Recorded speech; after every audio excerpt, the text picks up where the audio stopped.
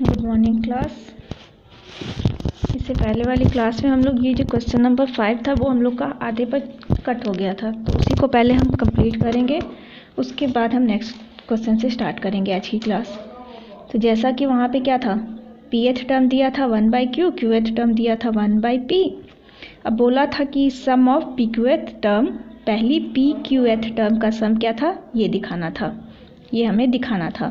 तो जैसा दिया है बस उसको फॉर्मूले में पुट किया और यहाँ से पहले q हटाने के लिए इसको q से मल्टीप्लाई कर दिया इक्वेशन 1 को, और इसको p से मल्टीप्लाई कर दिया। इक्वेशन कौन सी आई, 3 और 4।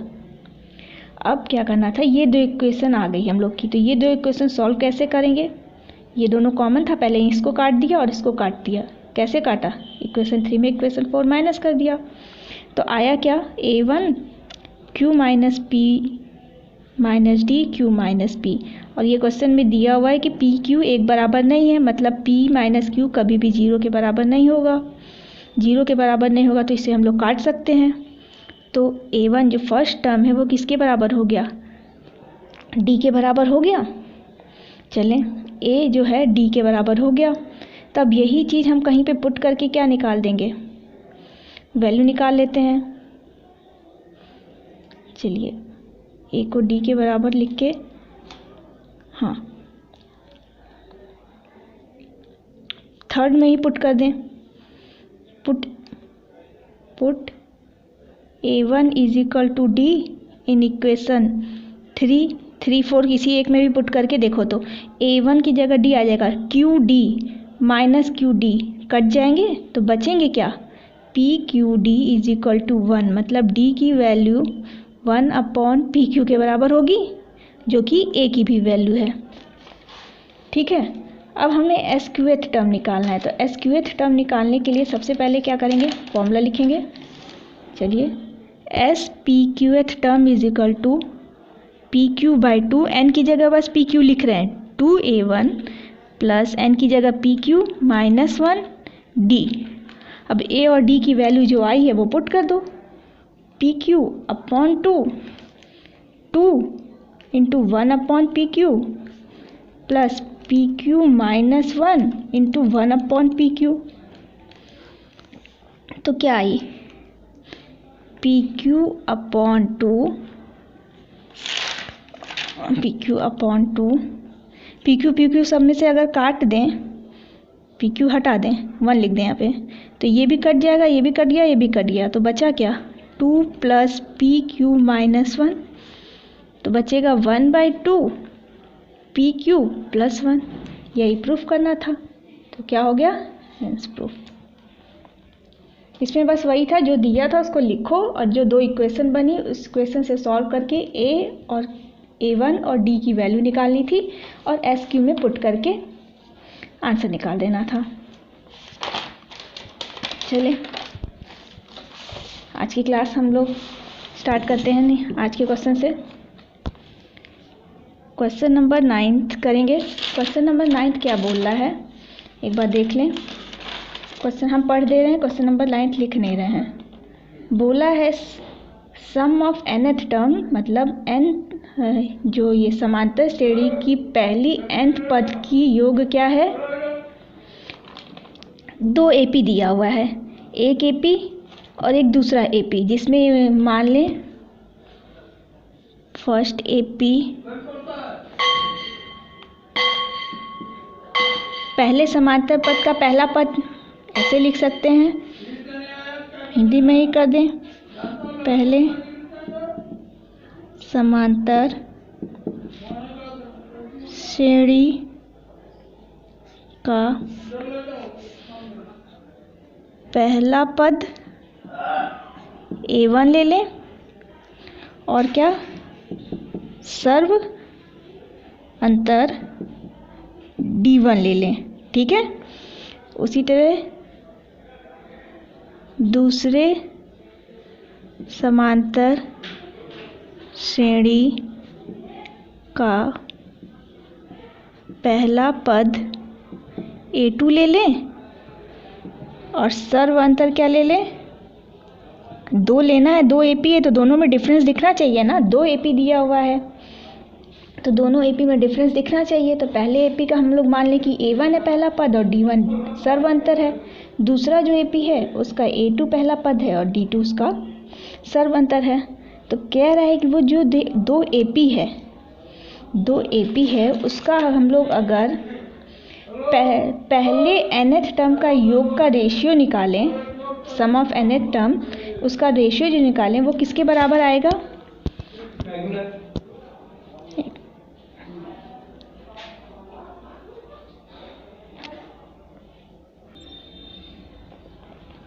तो बोल रहा है, क्या बोल रहा है कि s ऑफ पहले वाले का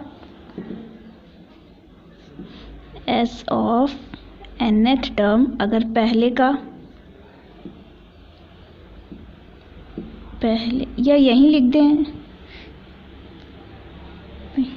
नहीं ऐसे लिखने की क्या ज़रूरत है, जो रेशियो दिया हुआ है बस उसकी वैल्यू पुट कर देते हैं। Ratio 5n + 4 9n, 5n + 4 9n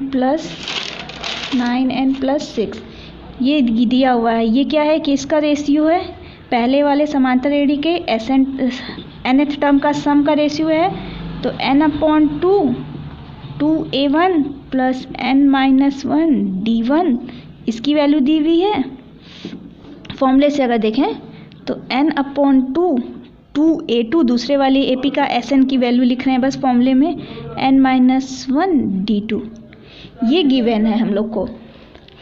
ठीक है, अब यहाँ से हम लोग को ये चीज़ मिल रहा है। अब हमें क्या निकालना है? रेशियो निकालना है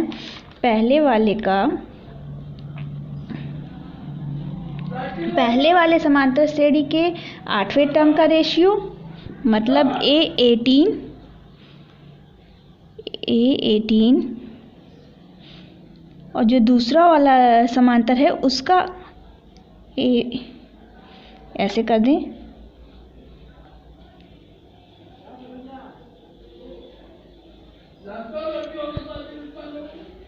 नहीं इतना ज़्यादा लिखने की क्या ज़रूरत है, हमें अब ये चीज़ दिया हुआ है, पहले इसी को सॉल्व करते हैं फिर आगे हम देख रहे हैं, बता रहे हैं आपको। 5n + 4 9n + 6 2a1 + n-1 d1 2a2 + n-1 d2 ये काट दिया है। अब ये यहीं पे रोक देंगे।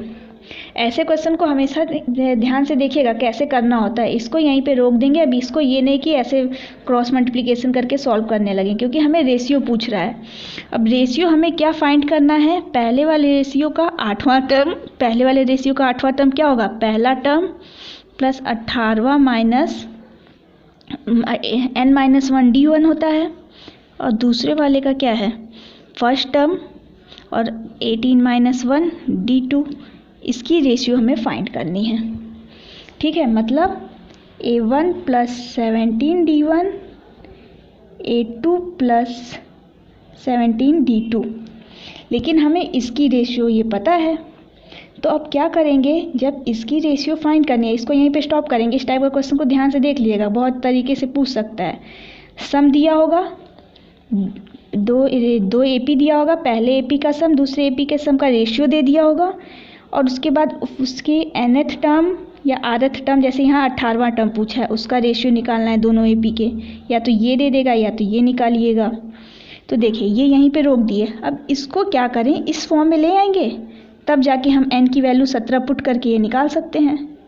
तो इसको क्या करें, 2a1 चाहिए, तो दोनों साइड ऊपर नीचे a2 से मल्टीप्लाई कर दो।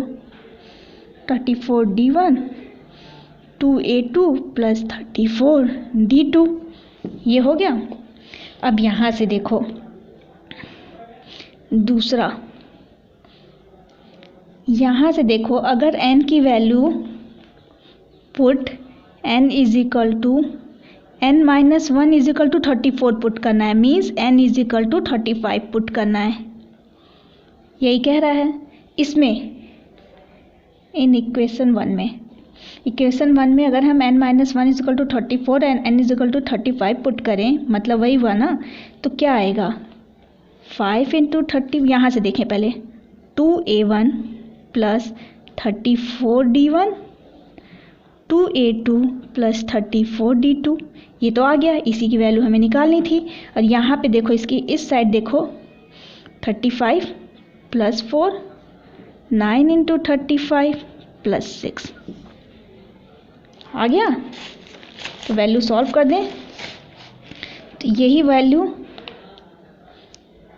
थर्ड को तो कह सकते हैं फ्रॉम 3 and 2 जो वैल्यू हमें चाहिए थी, क्या चाहिए थी 18 माइनस 1d, उसके 18वें टर्म का ratio a2 plus 18 minus 1d2, इसका रेशियो किसके बराबर हो जाएगा 5 इंटू 35 प्लस 4, 9 इंटू 35 प्लस 6, 5 5 जा 25, 25 का 2, 5 3 जा 15, 175 प्लस 4, 6 प्लस 9 5 जा 45, 45 का 4, 9 3 जा 21, 31, तो कितना बचा 179। और इसका करेंगे 3 2 1, 3 2 1, कटता होगा तो काट दीजिएगा, नहीं तो यहीं पे छोड़ दीजिएगा, ठीक है। तो रेशियो समझ में आया। अगर ऐसे दिया होगा तो कभी भी ये लेके सॉल्व नहीं करेंगे, यहीं पे रोक देंगे और जो चाहिए होगा हम लोग को उसको देखेंगे कि इस वाले से कैसे निकल सकता है, क्योंकि यहाँ n की वैल्यू 18 है तो यहाँ n पुट करके ये रेशियो मिल जाएगा। तो वही काम करेंगे कि यहाँ पे पहले 2a करना था तो 2a कर दिया, उसके बाद यहाँ 34 लाना है। 34 कैसे आएगा, जब n की वैल्यू 35 लिखेंगे तभी ना, बस n की वैल्यू 35 कर दें तो ये वाली वैल्यू इससे 35 निकाल के वैल्यू आंसर आ जाएगी। इस तरह के 1-2 क्वेश्चन और दिए हुए हैं, आप लोग सॉल्व करेंगे खुद से तो अच्छे से कॉन्सेप्ट क्लियर हो जाएगा। अब देखिए नेक्स्ट क्वेश्चन क्या कहता है। नेक्स्ट क्वेश्चन कह रहा है किसी एपी के nth टर्म का सम क्या दिया हुआ है, Sn दिया हुआ है। Sn की वैल्यू दी हुई है 3n² प्लस 5n, और इसको लिखने की Sn का मतलब ही होता है पहले n पदों का योग, समांतर श्रेणी के पहले n पदों का योग। तो सीधे से Sn की वैल्यू लिख दिए नॉर्मल जो दी हुई वो। अब बोल रहा है mth टर्म उसका 164 है। mth टर्म am से रिप्रेजेंट करते हैं, वो क्या है 164 है, ठीक है। m की वैल्यू हमें फाइंड करनी है, तो पहले दोनों को फॉर्मूले के फॉर्म में लिख दें। Sn इज इक्वल टू क्या होगा n/2 2a1 plus n, d को क्या मान लें, d क्या है सर्व अंतर या कॉमन डिफरेंस,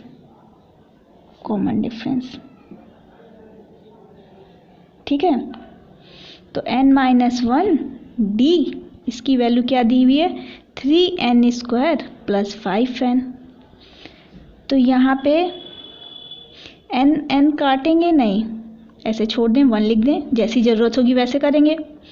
अब am की वैल्यू दी हुई है am is equal to a1 plus m-1d, इसकी वैल्यू दी है 164, ठीक है। सेकेंड लिख दें फ्रॉम फर्स्ट। अब फर्स्ट को देखें, अब यहाँ पे हमें इक्वेशन मिल गया है, अब इसमें से वैल्यू ले आनी है, बस ये वेरिएबल हटाना है, ए डी हटा के सिर्फ एक वेरिएबल आएगा तभी ना इक्वेशन सॉल्व होगी। तब ये वाली वैल्यू इससे रिप्लेस करेंगे। तो पहले वाले में देखो n काट दें, अगर रुको हम लिखें पहले 2a1 प्लस n-1d, इसकी value 3n² plus 5n। n अगर काट दें तो क्या वैल्यू आएगी, ये देखें 1 और 2 को उधर ले जा रहे हैं हम, तो 2a1 प्लस n-1d, इसकी वैल्यू क्या होगी 6n, n कट गया एक और 2 से मल्टीप्लाई कर दिया, प्लस 5 2 जा 10, इतनी आएगी 5 2 जा 10। अब देखें, लेकिन यहाँ हमें 2 नहीं चाहिए, 2 नहीं चाहिए, यहाँ 2 दिया हुआ है, तो यहाँ से 2 हटाएंगे तो फिर यहाँ 2, अगर 2 से अगर इसको हटाते तो यहाँ d/2 आ जाएगा, तो फिर यहाँ d/2 नहीं चाहिए। तो क्या करें, 2 से इसी को मल्टीप्लाई करें, मल्टीप्लाई इक्वेशन 2/2, तो क्या आ जाएगा 2a1 plus 2m minus 2d is equal to 328 आ जाएगा। इसको अगर हम लोग 3 लिख दें तब यहाँ से देखें 2a1 2m माइनस 1 2d की वैल्यू ये दी हुई है। तो अब यहाँ से अगर हम लोग n की वैल्यू यहाँ पे क्या पुट करें कि ये आ जाए, n की वैल्यू यहाँ क्या पुट करें, तो इक्वेट करके देख लें कि यहाँ n की वैल्यू क्या पुट करें कि हमें 2m माइनस 2 आए। तो n की जगह अगर हम लोग 2m, तो यहाँ से देखें अगर इक्वेशन 1 में अगर हम लोग put n is equal to, यहाँ पे अगर हम लोग 2m माइनस 1 लिख दें, क्योंकि एक माइनस तो यहाँ से आके ये माइनस 2 हो ही जाएगा। इन इक्वेशन 3 में अगर n की जगह 2m माइनस, सॉरी यहाँ से देख लें, 2m माइनस 1 पुट करेंगे तो क्या हो जाएगा 2a1 plus 2m minus 2d, इसकी वैल्यू क्या हो जाएगी 6 टाइम ऑफ n की जगह क्या पुट किया है 2m माइनस 1 पुट किया है प्लस 10, इसको 4 लिख दे रहे हैं, ये आ गई। अब 4 वाला इक्वेशन देखो, अब ये वाली इक्वेशन देखो, यही हमें चाहिए था, ये हमें मिल गया है। अब बस m, अब यहाँ a d हट गया, सिर्फ एक वेरिएबल आ गया m, अब इक्वेशन सॉल्व हो जाएगा ना। अब ये ले जाके इससे इक्वेट कर दें, मतलब इसकी वैल्यू यहाँ से ये पुट कर देते हैं।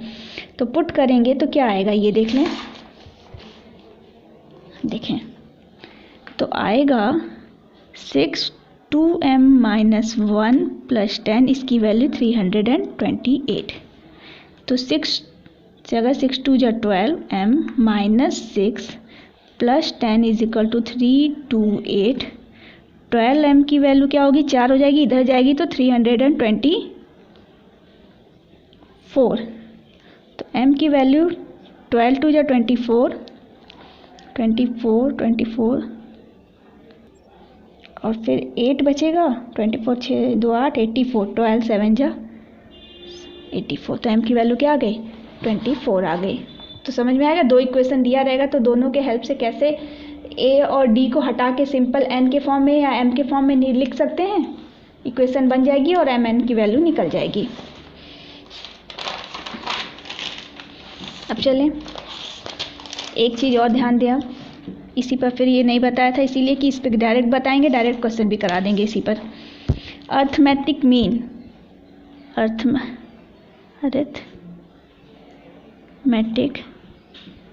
मीन समांतर माध्य, ये क्या होता है। मान ले कोई नंबर हम ले लें, क्या ले रहे हैं 8 ले लिए और यहाँ पे ले लिए 12 ले लिए। अब हम कह रहे हैं कि इसके बीच में, ये दो नंबर के बीच में एक ऐसा नंबर डालें कि ये जो आए, ये जो 3 नंबर का जो आए क्या है सीक्वेंस आए वो भी AP में हो।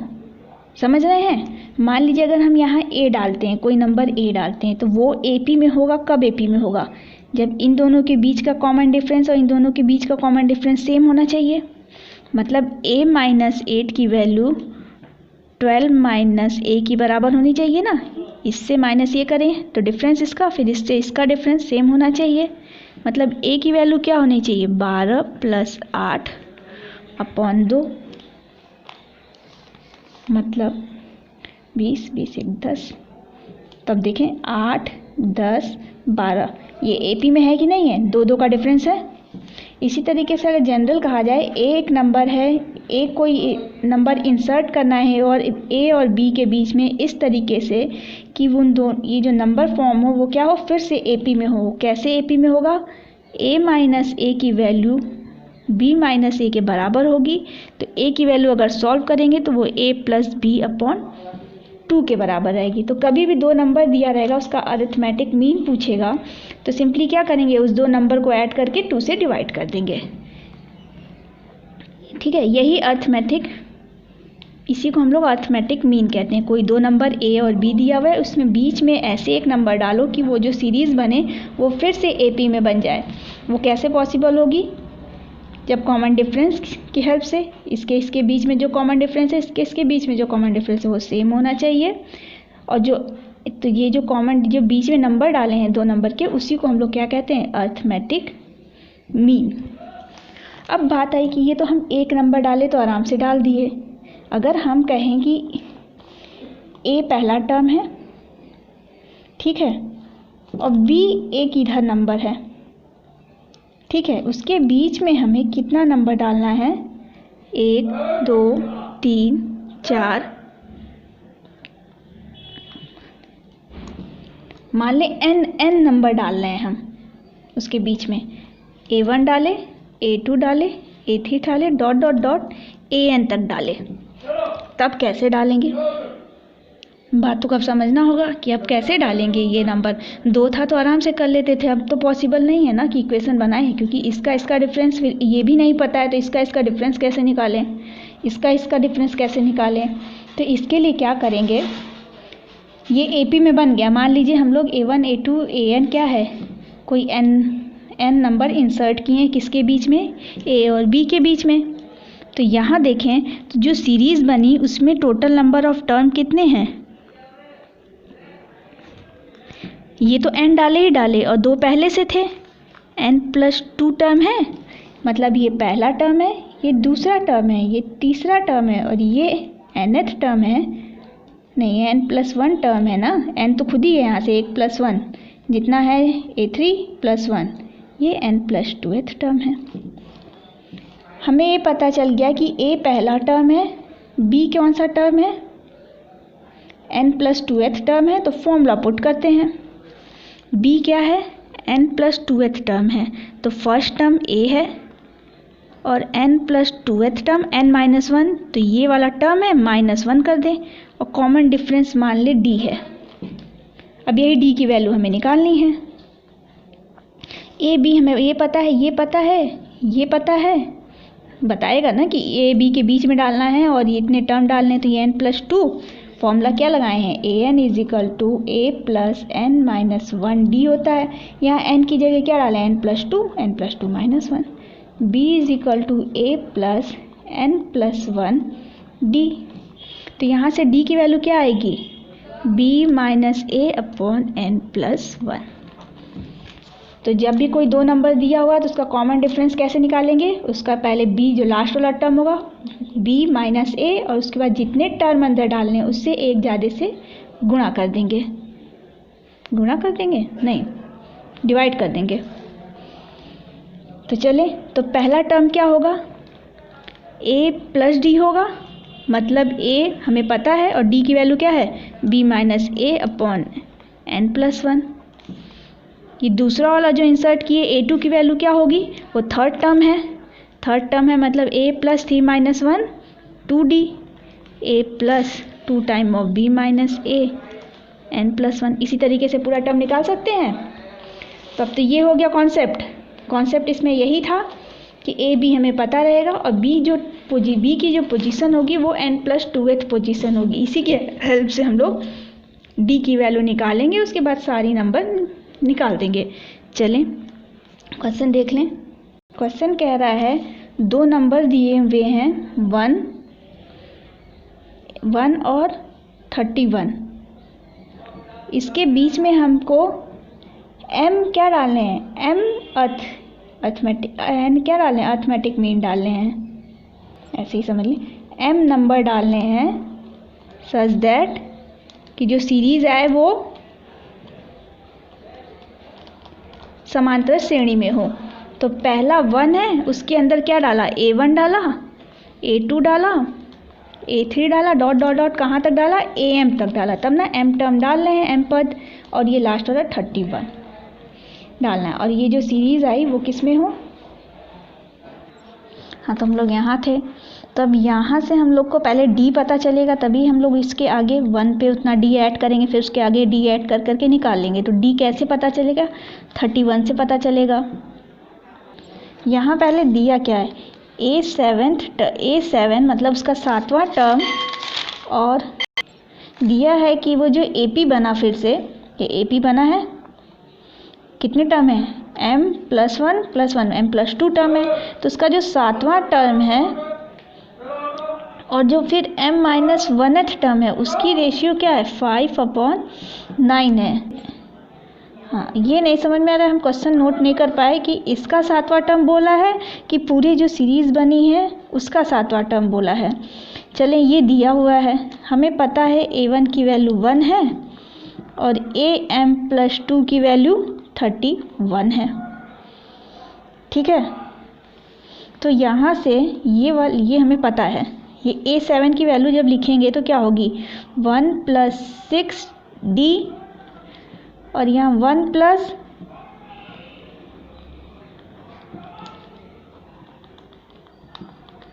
ये दिया हुआ है। अब यहाँ से 2 वैल्यू आ रही है तो हमें m की वैल्यू कैसे फाइंड होगी, या तो d हटे, तो ये ऐसे ही रहने दें।